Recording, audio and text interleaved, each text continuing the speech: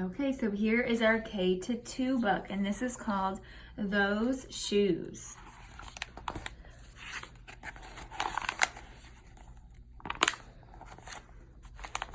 I have dreams about those shoes. Black high tops, 2 white stripes.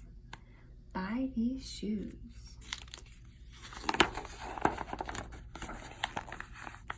Grandma, I want them.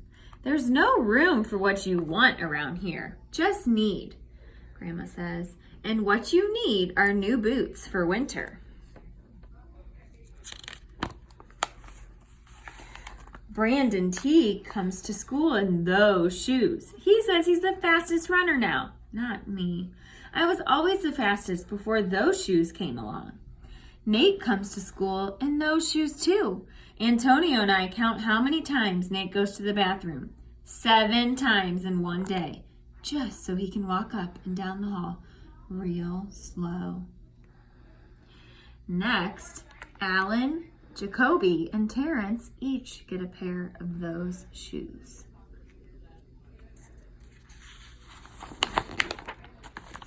Then, one day in the middle of kickball, one of my shoes comes apart. Looks like you could use a new pair, Jeremy, Mr. Alfrey, the guidance counselor, says. He brings out a box of shoes and other stuff he has for kids who need things. He helps me find the only shoes that are my size, Velcro. Like the ones my little cousin Marshall wears. They have an animal on them from a cartoon I don't think any kid ever watched.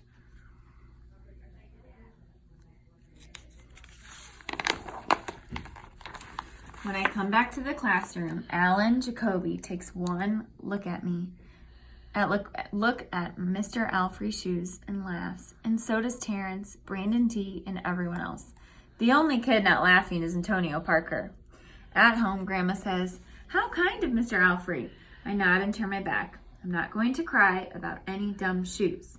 But when I'm writing my spelling words later, every word looks like the word shoes, and my grip is so tight on my pencil, I think it might bust. On Saturday, Grandma says, "Let's check out those shoes you're wanting so much. I got a little bit of money set aside. Might be enough. You never know." At the shoe store, Grandma turns those shoes over so she can check the price. When she sees it, she sits down heavy. "Maybe they wrote it down wrong," I say. Grandma shakes her head. Then I remember the thrift shop. What if there's a rich kid who outgrew his or got 2 pairs for Christmas and had to give one of them away? We ride the bus to the first thrift shop. Black cowboy boots, pink slippers, sandals, high heels, every kind of shoes except the ones I want. We ride the bus to the second thrift shop. Not a pair of those shoes in sight. Around the corner is the third thrift shop. I see something in the window.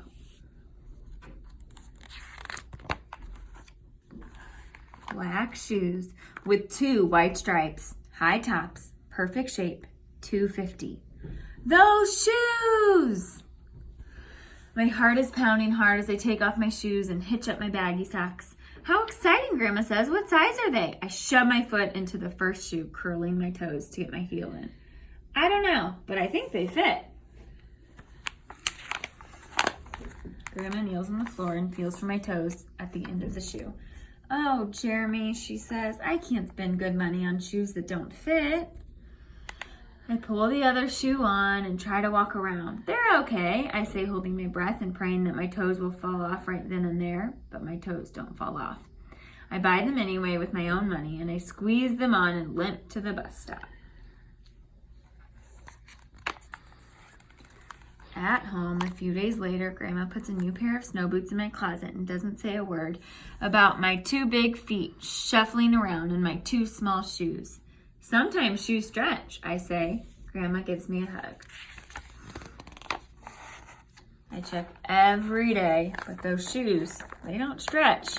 I have to wear Mr. Alfrey's to school instead. One day during math, I glanced at Antonio's shoes. One of them is taped up, and his feet, well, they look smaller than mine. After school, I head to the park to think. Antonio is there, the only kid who didn't laugh at Mr. Alfrey's shoes. At my Mr. Alfrey's shoes. We shoot baskets. A loose piece of tape on Antonio's shoe smacks the concrete every time he jumps. I think I'm not going to do it. We leap off the swings. I'm not going to do it. We race from one end of the playground to the other. I'm not going to do it, I say. Do what? Antonio says, breathing hard. Here's the tape.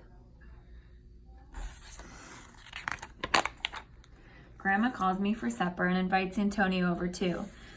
After supper, he spies my shoes. How come you don't wear them? Antonio asks. I shrug. My hands are sweaty. I can feel him wishing those shoes were his. That night, I am awake for a long time thinking about Antonio. When morning comes, I try on my shoes just one last time. Before I can change my mind, the shoes are in my coat. Snow is beginning to fall as I run across the street to Antonio's apartment. I put the shoes in the front of his door, push the doorbell, and run.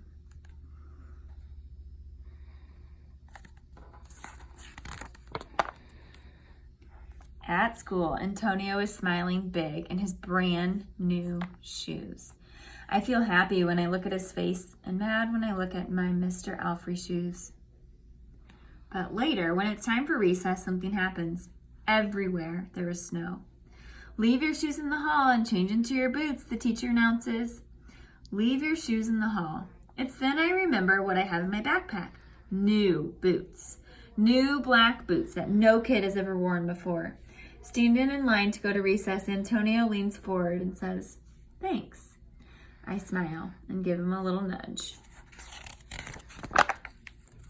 Let's race.